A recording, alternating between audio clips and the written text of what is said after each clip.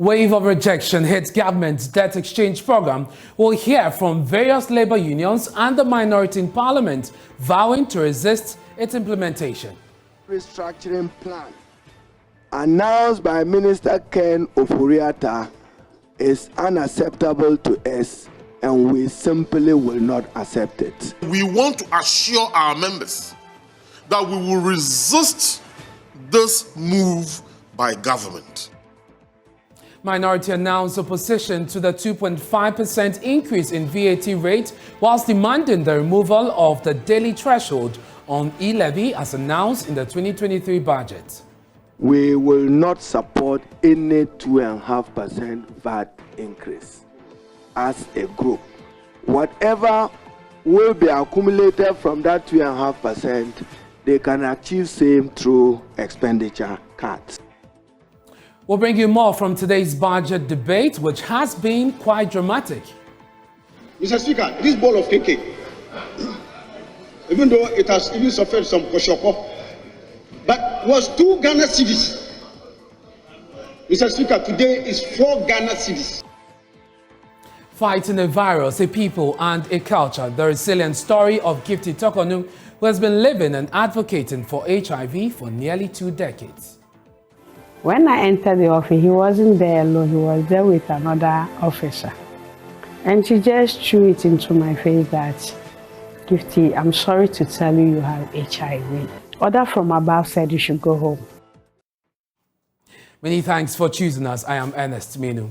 Waves of stiff opposition has hit Ken Ofori-Atta's debt exchange program. Various labor unions and the minority in parliament have rejected the finance minister's program, citing various reasons. We'll get into that shortly. At a news conference Monday morning, Mr. Ofori-Atta explained that the restructuring is a prerequisite to getting an IMF deal and a necessity to get the economy back on track. Here's a News Desk report. Under the program, government will be slashing interest on bonds for 2023 and then spreading interest payment over the next 15 years. It is the first time since the 1972 commercial loan default that the country has unilaterally announced a debt default. Key in the debt exchange program is the suspension of interest payment for institutional bondholders. The minister maintained that individuals will be exempted from the planned debt exchange program. The combination of adverse external shocks have exposed Ghana to a surge in inflation, a large exchange rate depreciation, and stress on the financing of the budget, which taken together have put our public debt on an unsustainable path. To address the ongoing economic crisis, the government has requested financial support from the International Monetary Fund. We expect to reach a staff-level agreement soon on an IMF program aimed at restoring macroeconomic stability and protecting the most vulnerable. To this end, as a government, we are determined to implement wide-ranging structural and fiscal reforms to restore fiscal and debt sustainability and support growth. Chief Economics Officer and Director of Treasury and Debt Management Division at the Finance Ministry, Samuel Dankwa Arkest, clarified who will be regarded as an individual under the program. The individual in this case is a natural person. All of us sitting here are individuals, so we are natural. I can see you, you can see me, you can talk, we can talk. So you're natural.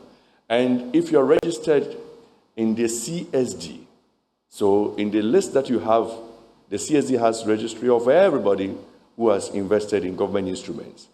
So if it's an individual, it is tagged as such. So it's easy to identify who an individual is. Among other policies, government plans to reduce its public debt stock to 55% and is currently working with the World Bank to review its flagship programs. Ken Ofori-Atta is hopeful these measures will put the economy back to recovery. We accordingly anticipate that inflation will be returned to single digits, ensuring that real return on these new bonds will be protected. As His Excellency the President declared in his address to the nation on 30th August, 30th October 2020, and I quote, "To restore and sustain debt sustainability, We plan to reduce our total public debt to GDP ratio to some 55% in present value terms by 2028. This debt exchange provides an orderly way to put our economy back on track. Mr. Fratta hinted that government will be turning their attention on external debts once the domestic program kicks in. The Trade Union Congress has raised great concern over the program, over its potential negative impact on workers' pension. Let me bring you details of that statement released by the Trade Union Congress today, in which it also calls for calm following the announcement today by the Finance Minister. It says the Trade Union Congress is gravely concerned about government's domestic debt exchange program launched today, December 5, 2022, because of its potential negative impact on workers' pensions. We are equally concerned about the lack of prior engagement with labor, given the substantial portion of workers' pension is invested in government bonds. We have taken special note of the statement by the Minister for Finance that the debt exchange program is voluntary. The TUC will scrupulously analyze the propriety or otherwise of the participation of pension funds of its members in the program. It continues to say, we are assuring workers that the TUC and its affiliate unions will do everything in our power to ensure that our members are fully protected and that not even a pesewa of pension funds is lost in the debt restructuring program. We are therefore appealing to all workers and unions to remain calm as we work to protect our retirement funds. So that's a statement released today by the Trades Union Congress. The General Secretary of the Ghana Medical Association, Dr. Titus Bayo, tells Joy News the program could have far-reaching consequences even on the payment of health insurance claims by private health insurers.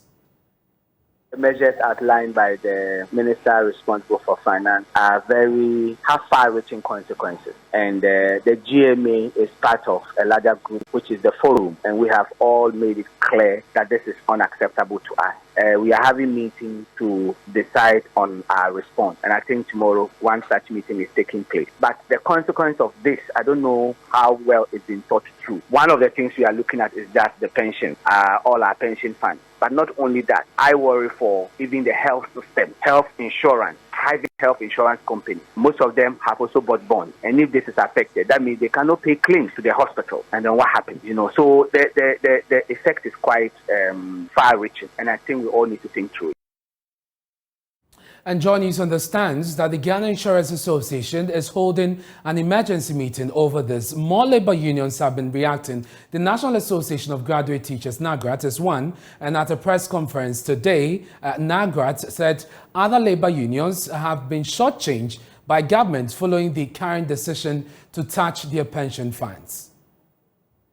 And when the president speaks, citizens ought to take the president seriously. On Friday, which was a public holiday, the Ministry of Finance invited the fund managers of all the schemes in this country to a meeting and indicated to them the intention of government to implement this policy of reducing the values of our investment with government as a result of the economic situation we find ourselves. To slap these percentages again on our investment is shooting us with a double-barrel gun. The sad thing is that some of these bonds that have been purchased by the various schemes is as a result of government inability to have transferred funds to the various schemes on time and had to negotiate with labor to convert some of these arrears into bonds.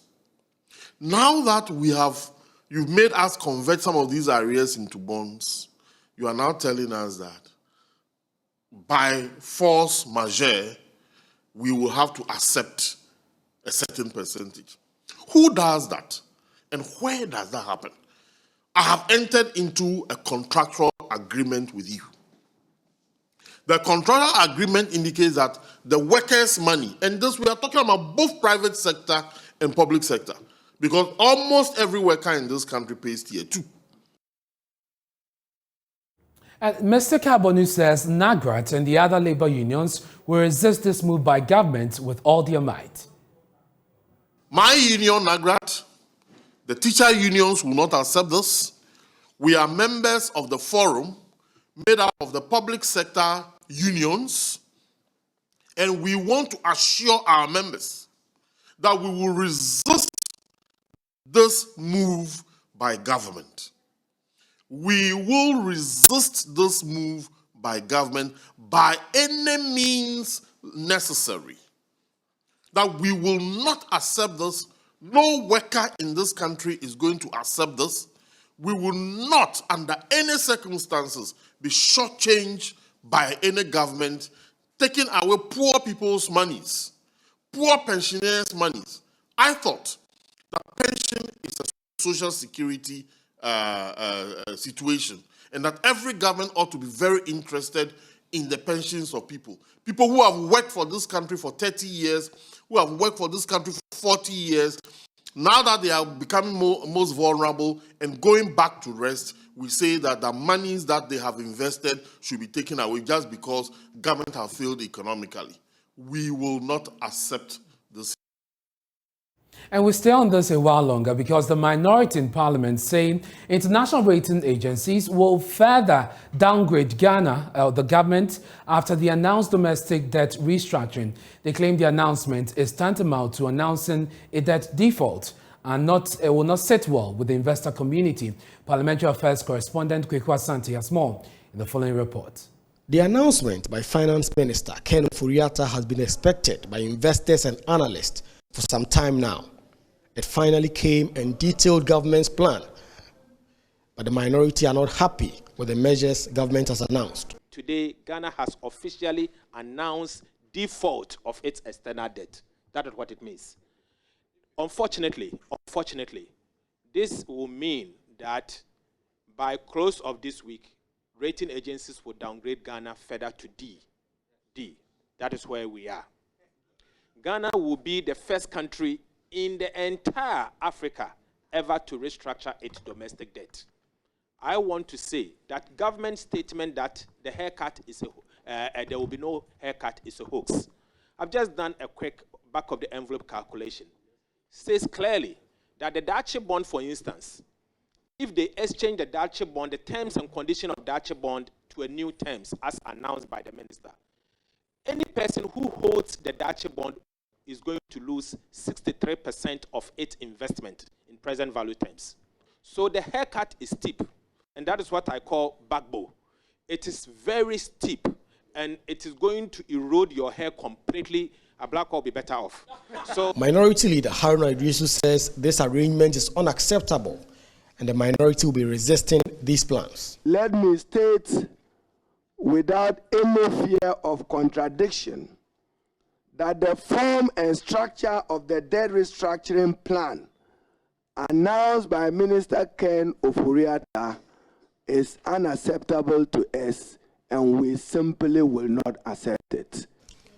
Meanwhile, there's set to be a repeat of the scenes in Parliament last year when government introduced the unpopular e-levy.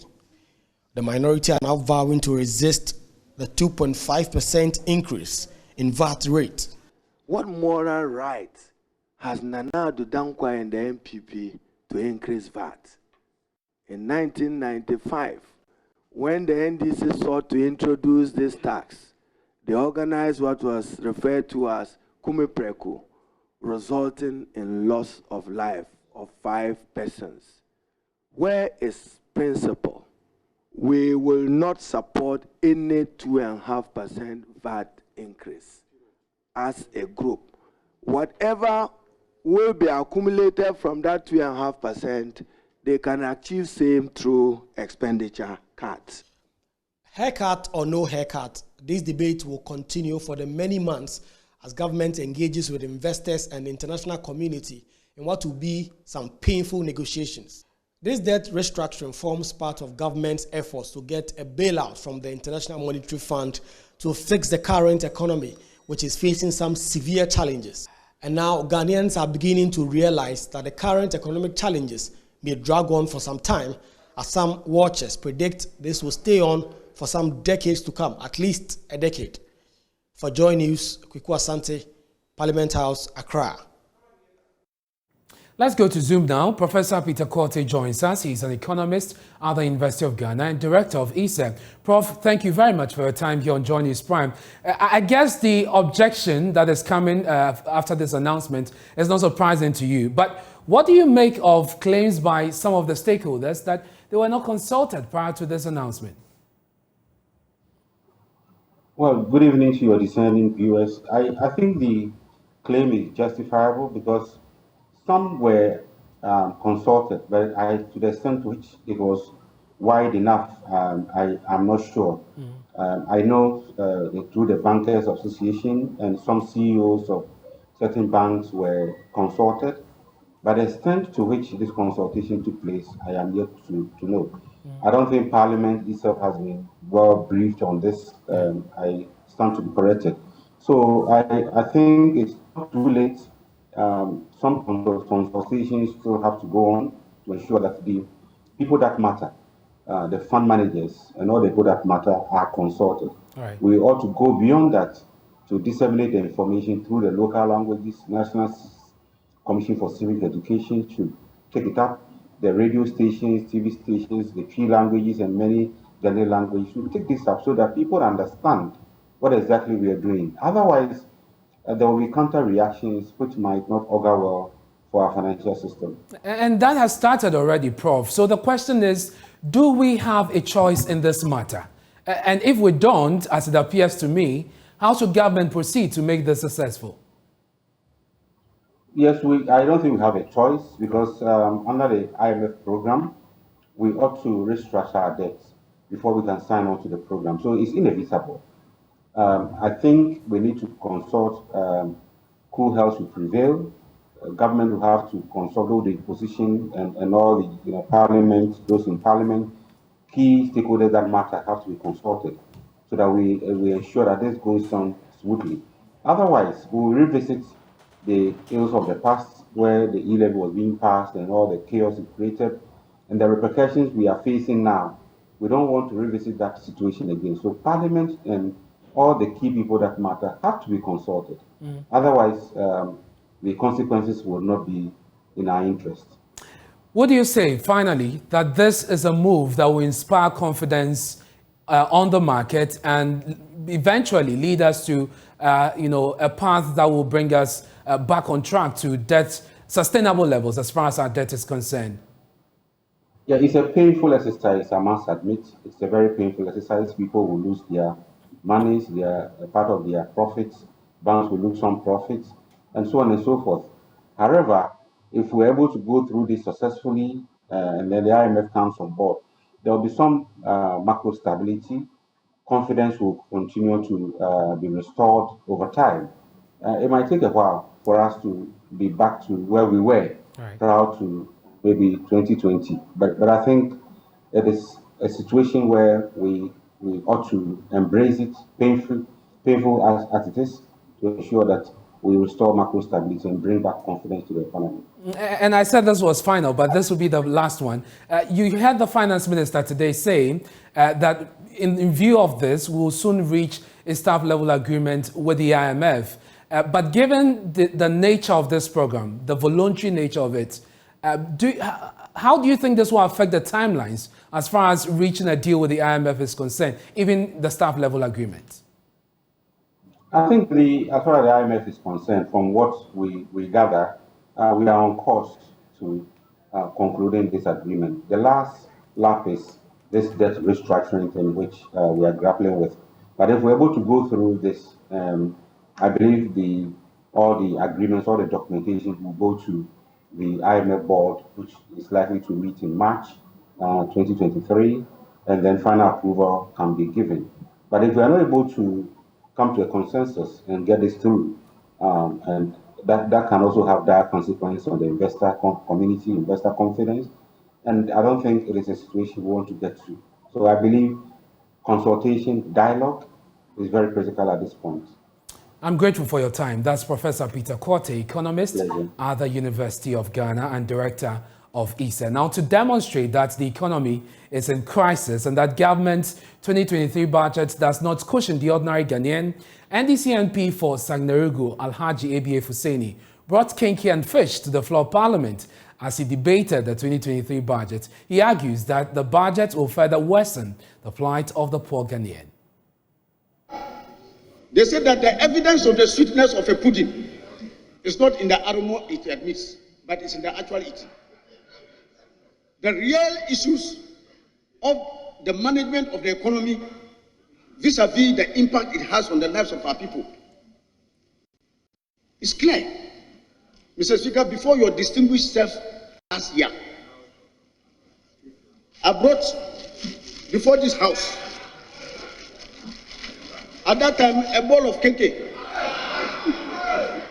Mr. Speaker, this bowl of keke, even though it has even suffered some koshoko, but was 2 Ghana cedis. Mr. Speaker, today is 4 Ghana cedis. Mr. Speaker, this fish, which I brought the same size last year, was 6 cedis. Mr. Speaker, this one is 12 Ghana cedis. This cake and this fish alone. Mr. Speaker, what that tells you. Member, for the record, at which location? I will tender them in at Abraka, Seller. I will send you there. I said, at which location in Ghana did you buy at Abraka Keke House. I will send you there, Mr. Speaker. Sorry? At Abraka Keke House. At Abraka Keke House. Very well. Mr. Speaker, it is abundantly clear that through the crass incompetence of this government, especially the economic management team and the Minister for Finance, this economy has been run into a ditch. And still on the 2023 budget, the promise of President Akufo-Addo to construct 101 health facilities across the country under the Agenda 111 project will not be met. According to the chairman of the Health Committee, Dr. Nanaya Oyuefriye, it will not make sense for government to meet the timeline of completion, that's 2024. Mr. Speaker, then we will dovetail into Agenda 111. Mr. Speaker, this project, when successful, would improve on access to health care, would provide a lot of employment. We don't have to be pessimistic. We need to be optimistic. Ambitious as it is, it's a legacy for the country because of COVID. A force majeure, an external force that came, devastated the system. Regardless of whatever that happened in COVID, a legacy to be left in the country in future is all these hospitals. Frankly, I will not say that all the 111 and 7 regional hospitals and 2 psychiatric hospitals could be finished in 2024. It does not make sense. However, it makes sense to say that 89 of them have started. If in 2 years, if 30 of them are completed, it is a legacy. If the MPP inherits itself as it will, then it will see to the day of light that one day all these districts will have all of them. If governments go to any other regime, so be it. It is a legacy. The minority is not happy about this. Member of the Health Committee, Dr. Sebastian Sandari, says government has swindled Ghanaians. He added that government has not announced any new thing or measure to address the exit of Ghanaian health professionals from the country. We all know that as a government policy or promise, we expect that work should be done in the area of Agenda 111. But if you go through the country, I have one in my constituency, that is the Dafiama Buse, it's a constituency. And I can tell you that work there is still at foundation level. So for the minister or any member, to say or argue otherwise would be deviating from government's own promise to ensure that these hospitals are built. But we have to take government on, and nobody can convince Ghanaians or say that they will not work on Agenda 111 because of challenge, because it's government's high priority project. So we expect to see a bold policy statement and budgeting for Agenda 111. Unfortunately, you don't have that bold statement or efforts by government on this Agenda 111. But we would hold government responsible. Let's do some other stories here on Joy News. Prime residents of Asante Achim North constituency in the Ashanti region have expressed disappointment in their Member of Parliament over claims of a functioning plantain processing factory in the area. Andy Apiakubi joined a parliamentary debate claimed the factory was already exporting plantain to Canada. The MP was defending government's 1D1F initiative. Nana Boache Yadom visited the community and reports the factory sits idle. You have taken advantage of the internal markets. The Member of Parliament for the Asante Achim North constituency defended the benefits of the government's One District One Factory initiative during a debate on the 2023 budget on the floor of Parliament. He touted the initiative as one having provided the source of livelihood for Ghanaians, especially his constituents. In my own constituency, Asante Achim North, and in Agugo, to be specific, we have a factory that is processing plantain.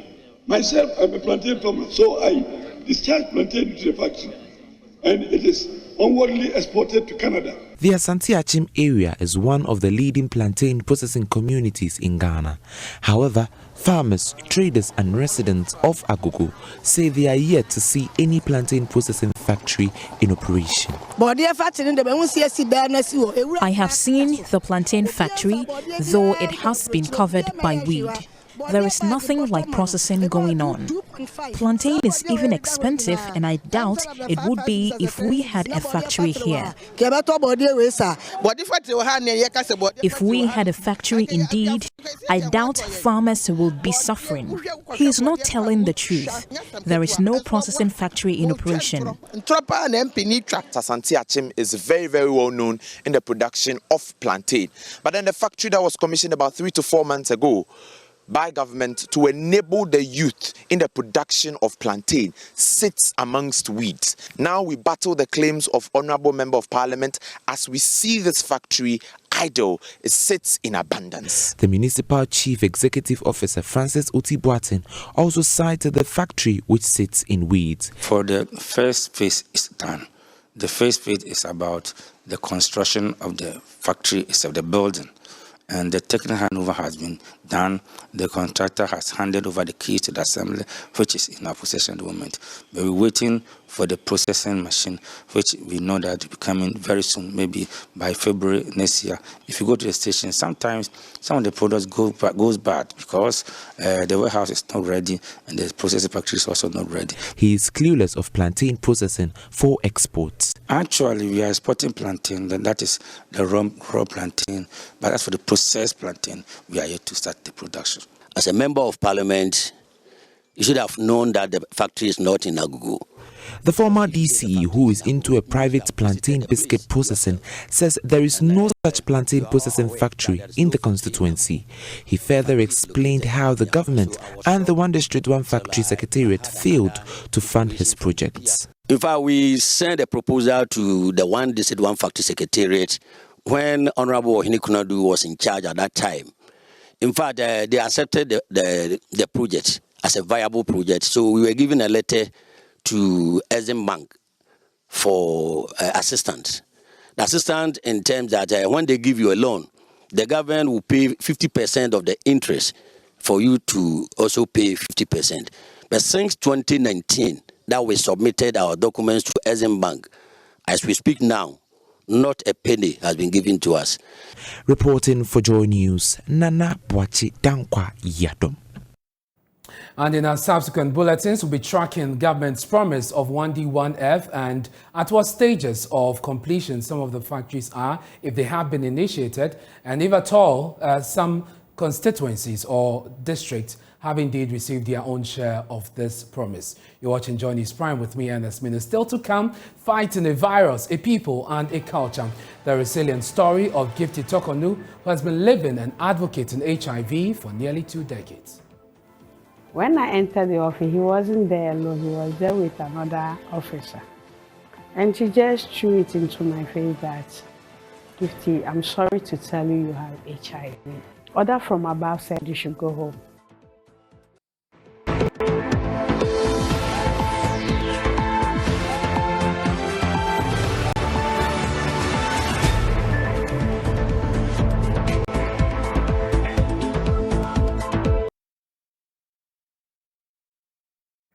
Hello again, many thanks for staying with us. Now, 20 years ago, she began the journey of realizing her dream of becoming an officer with one of Ghana's security agencies. But that dream was cut short after she was diagnosed with HIV. Gifty Tokonu was sacked against medical advice and had to face the world all alone with a 9-year-old daughter.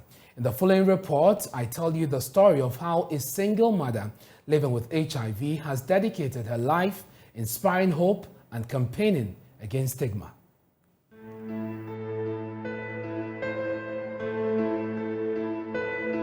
16th April will forever be etched in the mind of Gifty Tokonu. She received news that changed the entire course of her life. The school organized the blood donation to Kolebu Blood Bank.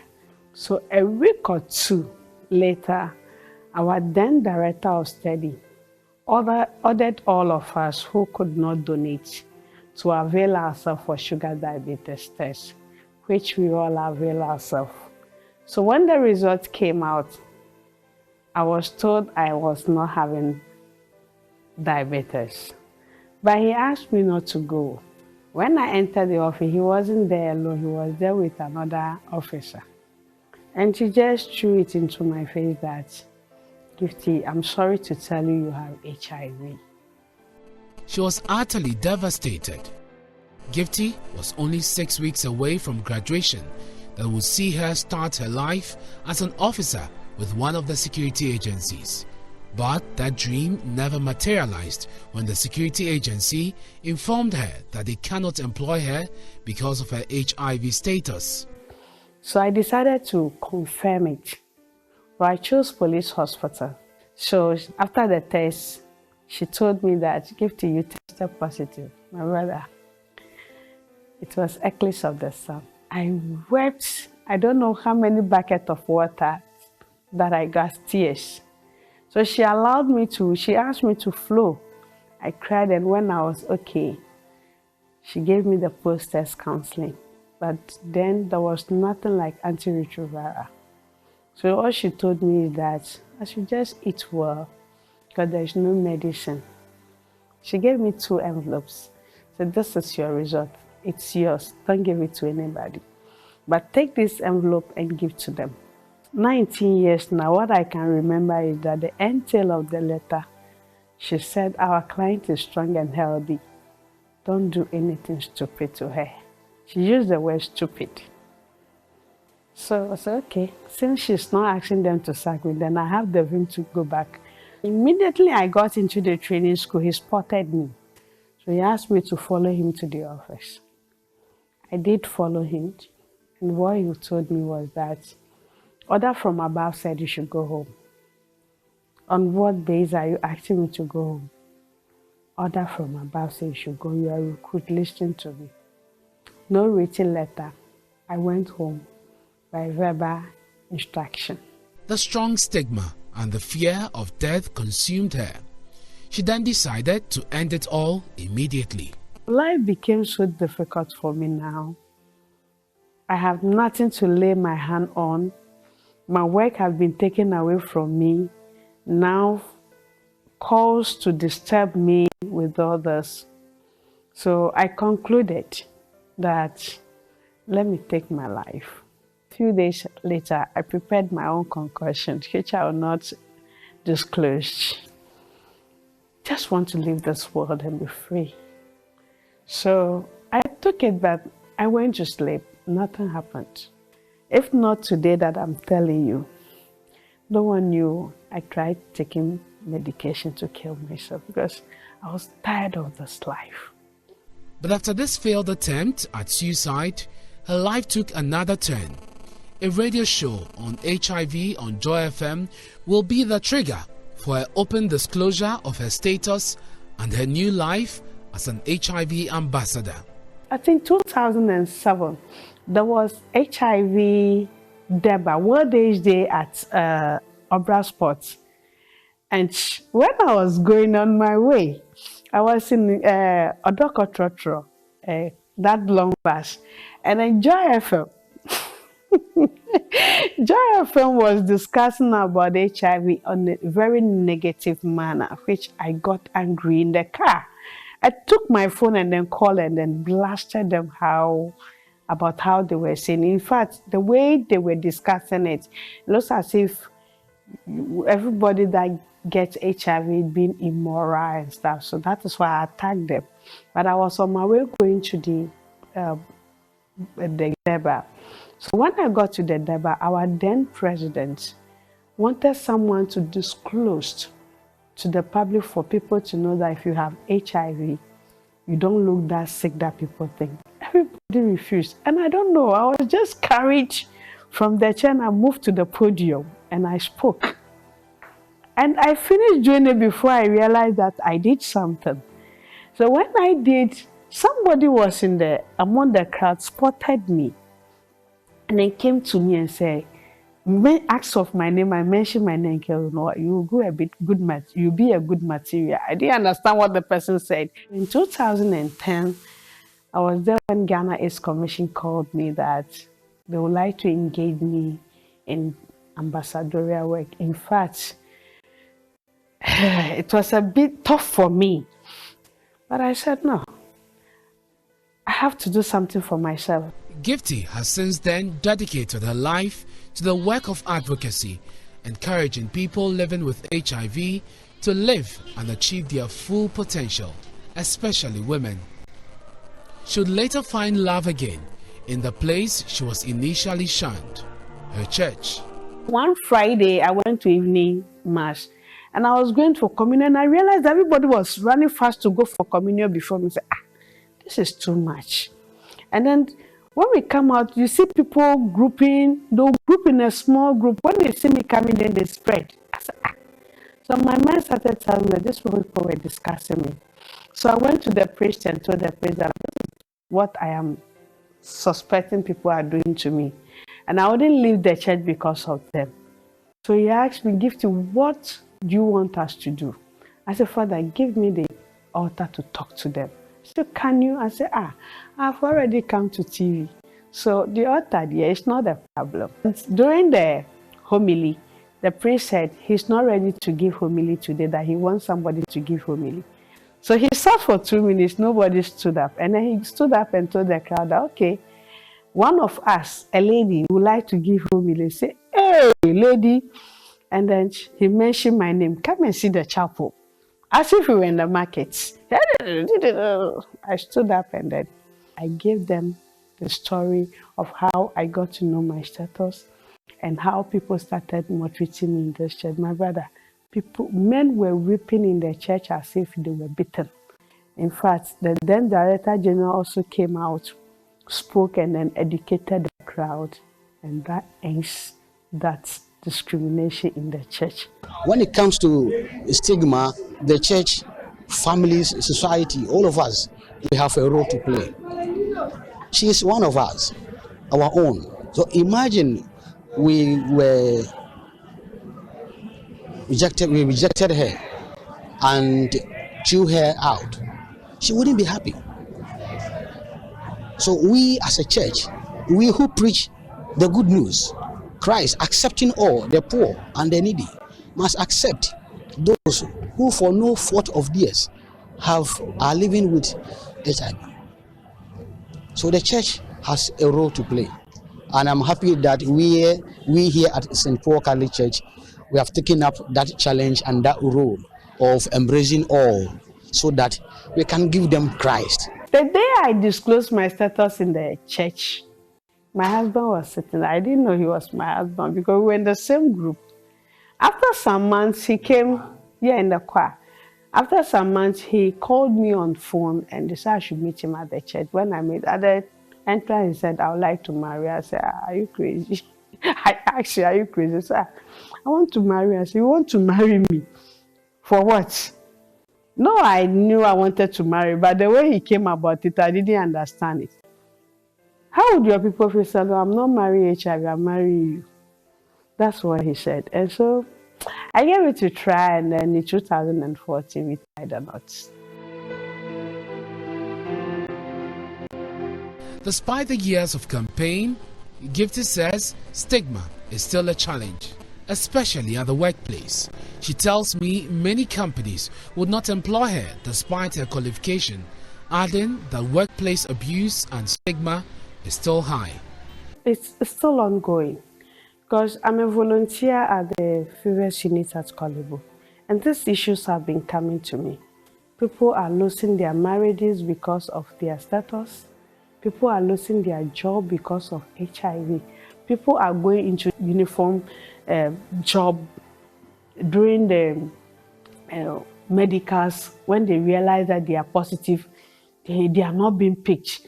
Meanwhile, when I was in the training school, apart from the malaria I had, everything that college were doing, I was doing. Section 32(4) of the Ghana AIDS Commission Act 2016, Act 938 states, the HIV status of a person, the partner or close relative of that person, shall not constitute a reason to A. refuse employment or B. terminate the employment of that person, except where an employer can prove that the requirement of that employment in question is that an employee must be in a particular state of health or medical or clinical condition. 6. An applicant for employment shall not be tested to ascertain the HIV status of the applicant for the purpose of recruitment, promotion, or any other reason. Fortunately for Gifty Tokonu, the work of advocacy together with family support paid her bills. But since the campaign took a nosedive, Gifty has now turned to poultry and grass cutter rearing. For her, this enterprise has been fulfilling and rewarding. Over 23,000 people have tested positive for HIV in the first half of 2022 alone.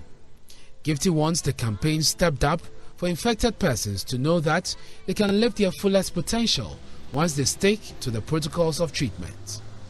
Maybe we have gone back to sleep where we have to wake up and then intensify the education. So I will urge everybody, know your status. And if you know your status and you are positive, live positive life. That is what I've been living. I've been living positively with the virus. Someone will ask, what is the meaning of living positively with it? I think positively about myself. I have accepted my status. I accept treatment. I adhere to my treatment. My daily life is okay. Go ahead. And the life is so beautiful for me.